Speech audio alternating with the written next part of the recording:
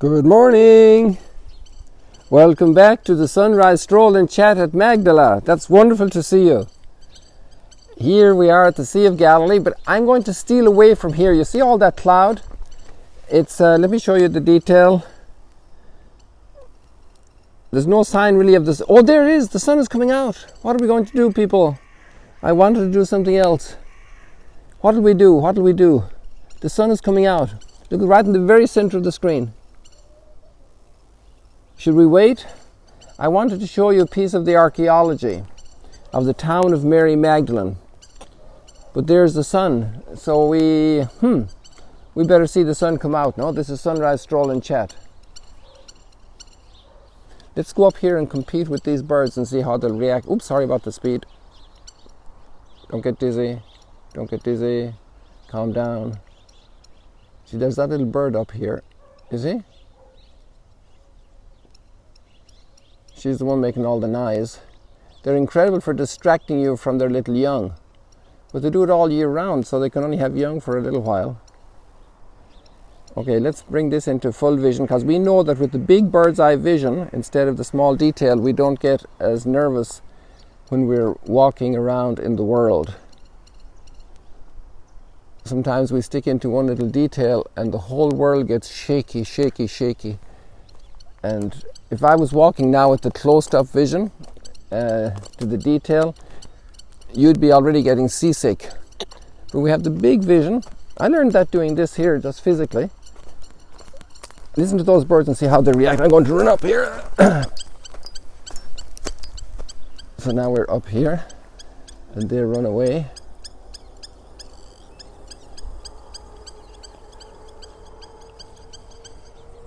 And now they're over there. So this is a nice mound of clay. This is what volunteers do. They build mounds of clay. Well, not actually. They excavate and they help excavation, and then this is the fruit of their excavation, part of it. Oh, we got a nice spot here. Hold on, people. After that little rocky ride. Look at that, people. There's your screenshot, people. Look at that, people. Look at that. Isn't that nice?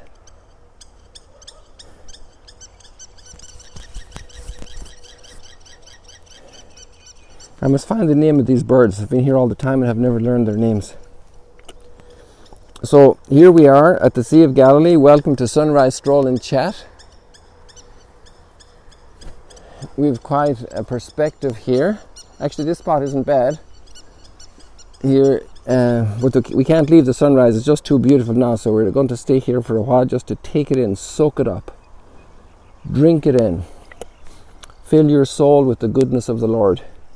Oh boy, I forgot my iPad. We'll have to go back and get that at some point. But here we are.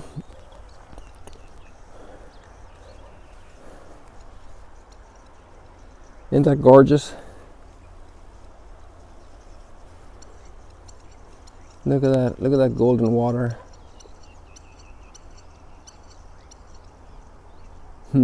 I know. I'm going to move over another little bit here. Hold on. Let's bring it down again so you don't get seasick. When you're making movements in life, you have to have the whole picture, not just one detail. And the same thing with the camera. Oh, there we are. This is the spot. We got some more water here at this angle. Maybe here. This is a good spot. Look at that. Isn't that a nice picture? Look at that, people. Look at that. This is Magdala. This is the Sea of Galilee. You're looking at it this morning on the 15th of July.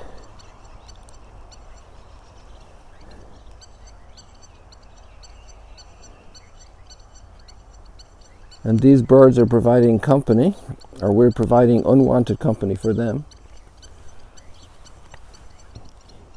Apparently the reason they call this way is that they want you to go after them, and then you go after them another step, and they lead you away from their young. Isn't that interesting? They distract you. So many things can distract us away from our goals.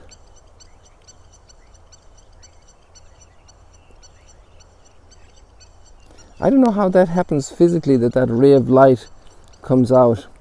There have to be physical optics involved here, but it happens quite frequently.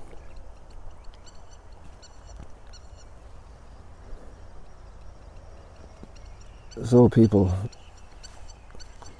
see, we need this good news every day. Every day is a new day. Because we've had our burden from yesterday and our challenges from the day before. Oh, by the way, I want to say a huge thank you. I happened to just see in my hurry as I put this on live stream that I hit the one from yesterday, and there were over 4,000 views. They're getting real serious about this here, this music. Over 4,000 views. So somebody did a lot of sharing, or more than one person. A lot of people did a lot of sharing. So I encourage you to do that, because I'm sure a lot of people are keying into the fact that we're only 6 days away from Mary Magdalene's feast day, and it's a great moment of touching deep fibers of humanity, deep needs and groanings of the heart and yearnings. And you can bring such blessing by touching on this, bringing them to the Sea of Galilee, bringing them to Magdala through this live stream chat, stroll and chat. It's kind of irresistible. You don't want to leave a spot like this, do you? I'm going to have to leave for a couple of reasons, unless my memory really kicks in. We have one of the most beautiful passages of the Gospels today. Absolutely beautiful. And then we have, on the other hand, from the reading of Isaiah, very powerful reading, how God is in charge of history. God is in charge of even politics. You know, He leaves us a tremendous long leash. We get lots of responsibility, lots of freedom, lots of ways to be able to move and act on our own. But then sometimes we create so much damage, so much hurt.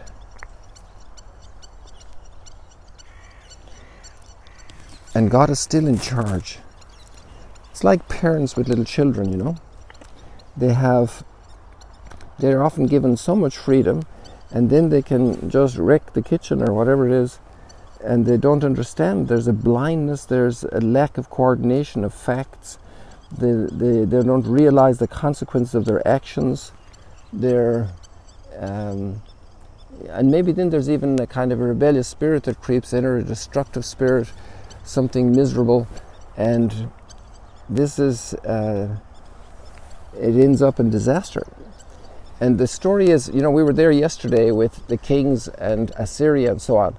So it's an interpretation of history, really, from a religious perspective.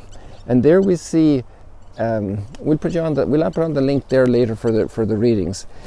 I had some computer issues last night, and the help desk was up with me late, and so my mind has missed a couple of things this morning. But I remember the reading, and God is saying, you know, I sent Assyria to punish, but not to destroy.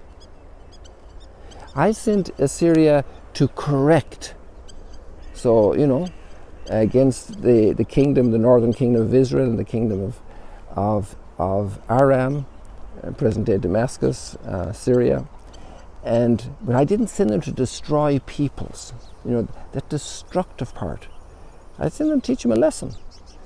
And so now the word of God is talking against Assyria and their excess of brutality.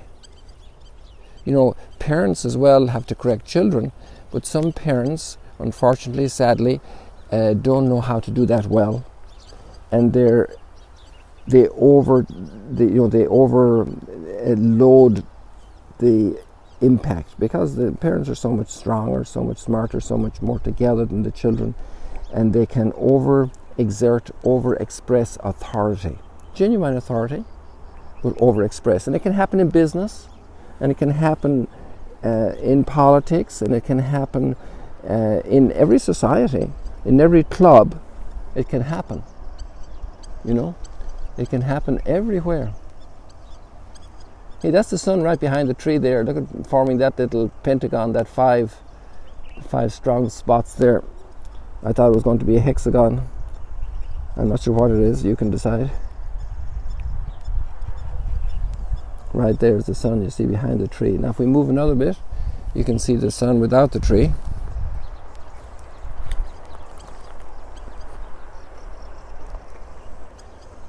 How about this? Oops.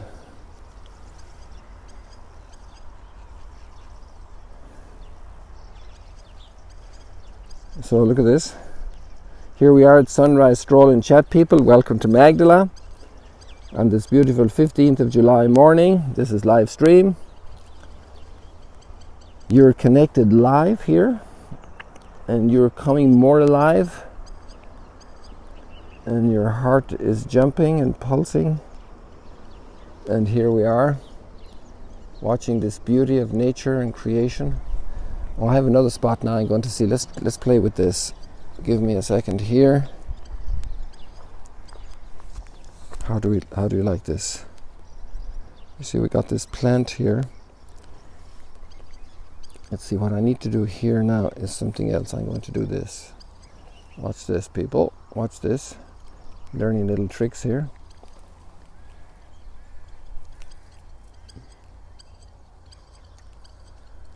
So I'm down behind this. I think it's a weed actually.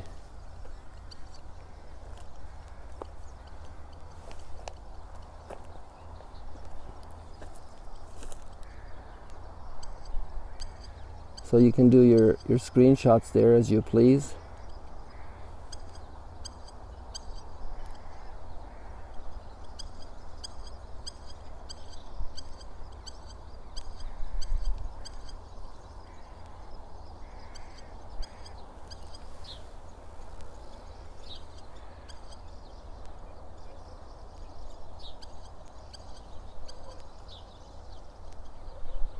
Here we are, people, the beautiful gift of the new day, here at the Sea of Galilee. I don't know why you guys are going crazy about this. This is like disheveled hair.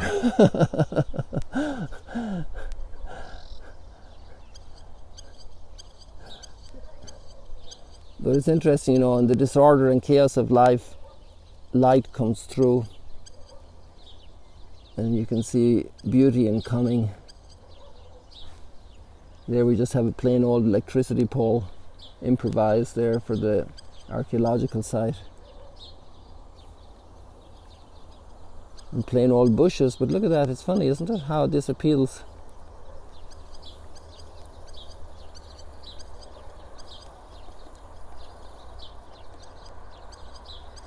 I get you, if you had a signature of Picasso on this could be worth millions.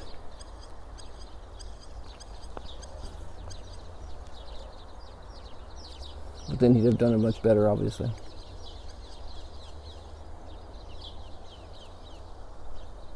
Okay, people, that's a lot of fun. So that was an interesting thing about, the fact is that at the end of the day, God is in charge of our world and history and the cosmos. He's the creator, you see. He happens to be the creator, and that's no small matter. Actually, there's a line in the reading that I remember that's very, very powerful, and it still echoes with me. Can he who made the eye not see? Can he who made the ear not hear? So no matter how much power and authority you have, you're not an entity to yourself. You're in front of the Almighty. And we yearn and long for this connection, for this incredible bond with the Creator. There's a justice that we long for, that we feel we must have. And there's so many tears on the path to that justice.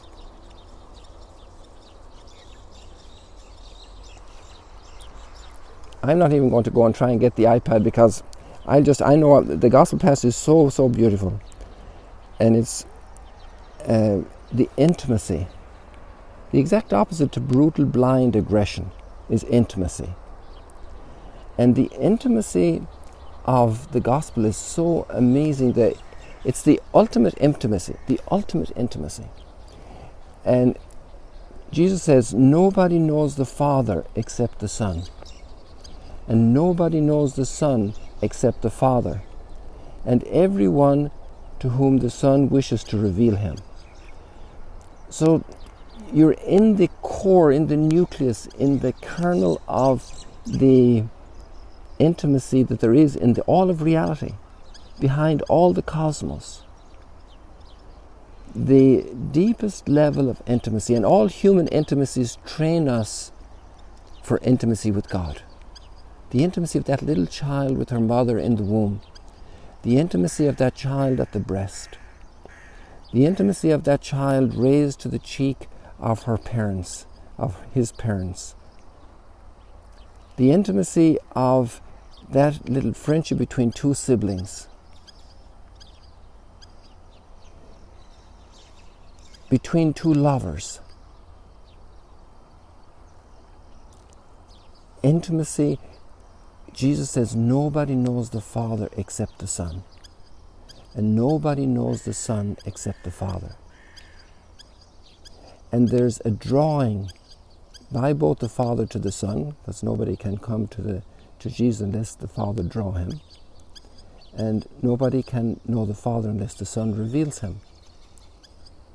This is extraordinary intimacy, and I'm sure this is one of the beautiful gifts that Mary Magdalene received. An intimacy with God through the revelation in Jesus. And here we are standing right now over the port of the first century Magdala. There we are.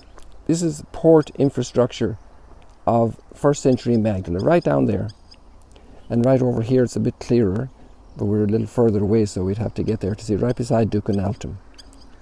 We might walk down there in a couple of minutes.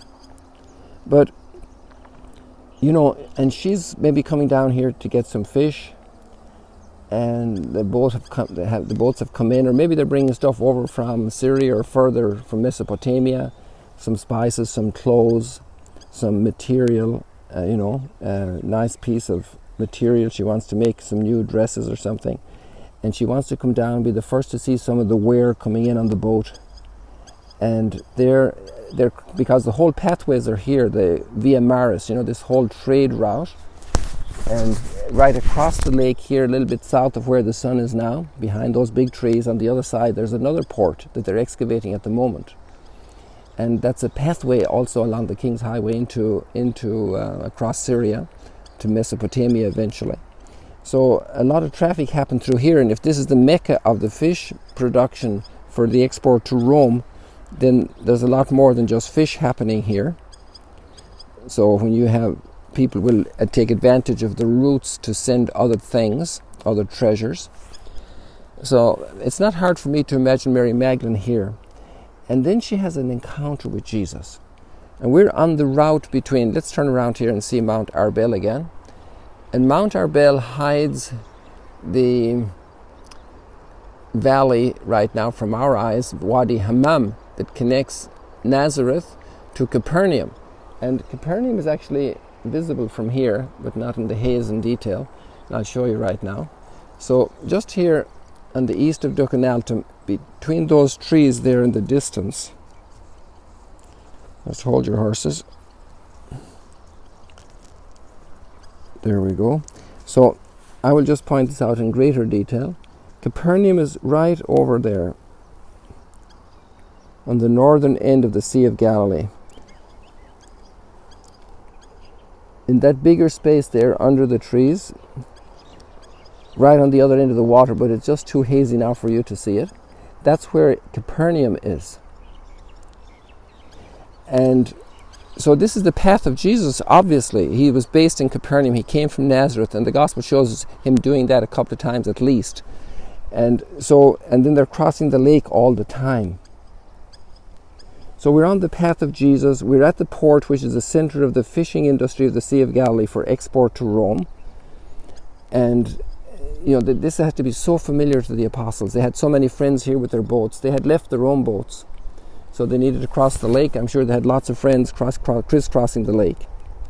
So you can imagine Mary Magdalene meeting Jesus at some point along these pathways and being so deeply touched and be entering a new dimension of intimacy.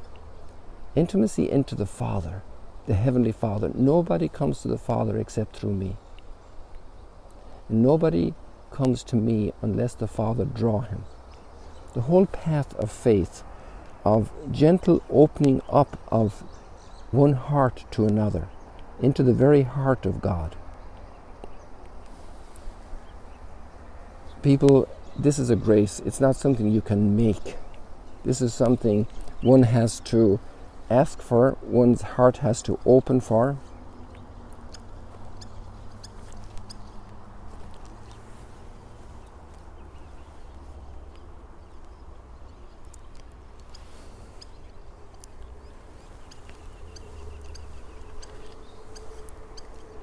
I just got tempted to do something. That's why I'm here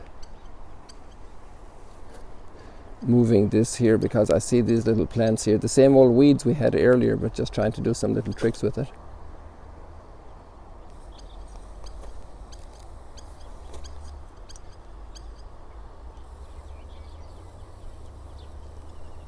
It's amazing, all the shapes and forms of nature.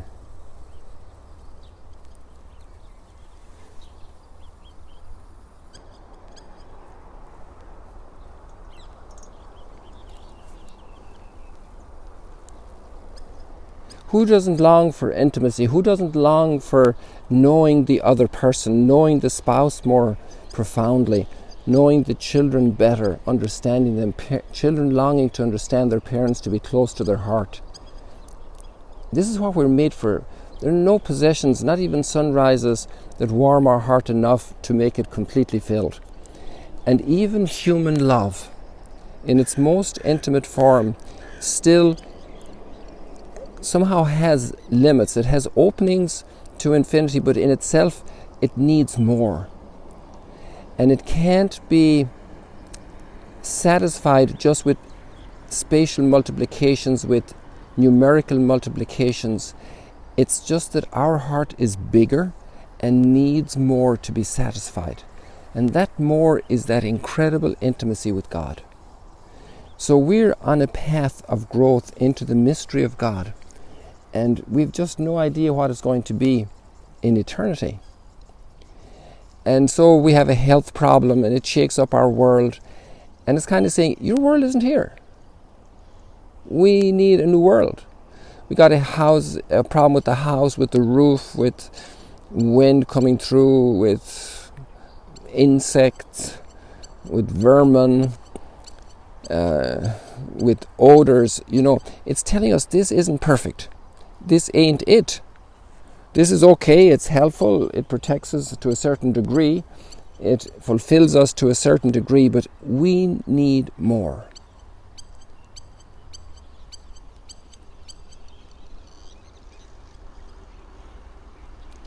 I wonder, can you see the cobwebs? I just noticed the cobweb here. It's right in front of the camera, people, but I'm not sure if our little camera and light can pick it up. Let me see here.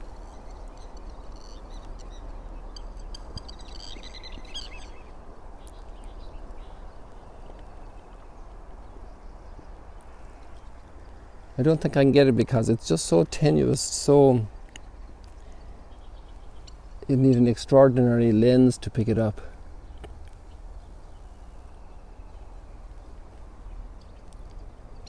So let me see here. You know what? It's hanging there from that circle over this way. No, but I don't think the light is too strong for you to get to see it. But it's a perfect cobweb, absolutely beautiful. And I can barely see it when I'm moving my head a little bit because the light is so strong and it's reflecting on the little strands of the cobweb.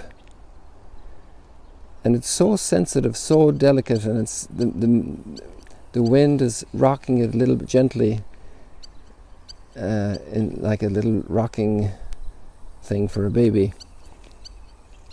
And the human intimacy is so delicate, so has to be treated with such respect, such care, such reverence, because that's the training for divine intimacy. Don't go into a divine intimacy with aggression, with anger. We need it, but the anger isn't the stepping stone. The anger is just shaking up the world we're in. But we need to come to deep peace. And peace is completeness, the word shalom, to complete, to be whole, a perfection of togetherness. And this is a taste of God. I'm sorry that I don't have the text with me to read the gospel, but you're going to read it and I'm going to put it up for you. It's so beautiful.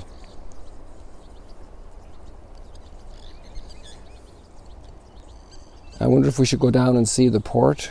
Why don't we go down? Because there's a stroll involved here. And we're never too far away from the sun to see it, to wrap up this sunrise stroll and chat.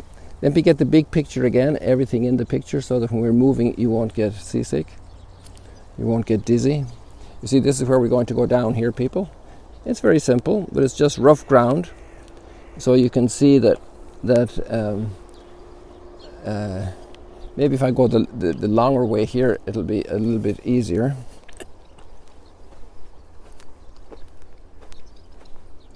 Have to see where I can get down. It doesn't look too pleasant here. Let's go around a little bit. Actually, you know, this isn't a bad idea because we must do this another morning. Over here you can see the Franciscan site, and they have acquired this over 100 years ago. And this is the old core of the town of Magdalene. Oh, let's stop for a second here.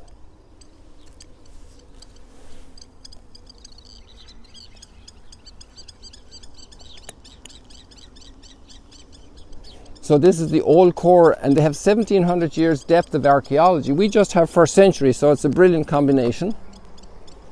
I wonder if I can cross over here. This is where all the machinery was bringing in all the waste.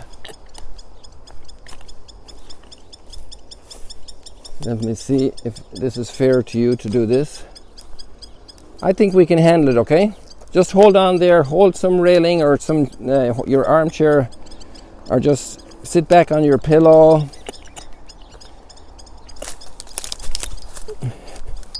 You know, this is stroll and chat. It's a little bit of a rough stroll this morning. And we'll come back to this area tomorrow or some other day. Oops, oh, sorry about that. My heel kicked the tripod.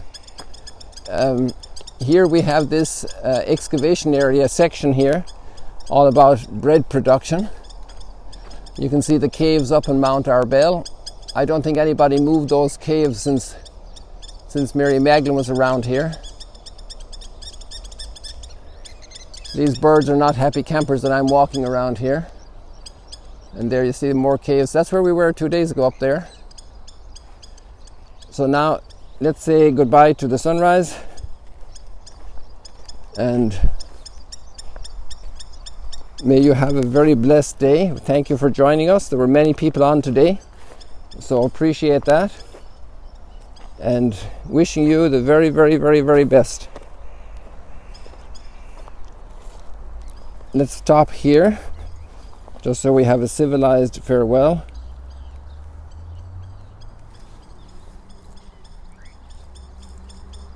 God bless you. See you later, alligators. Thank you for joining us. Be good. Pray for us. See you later.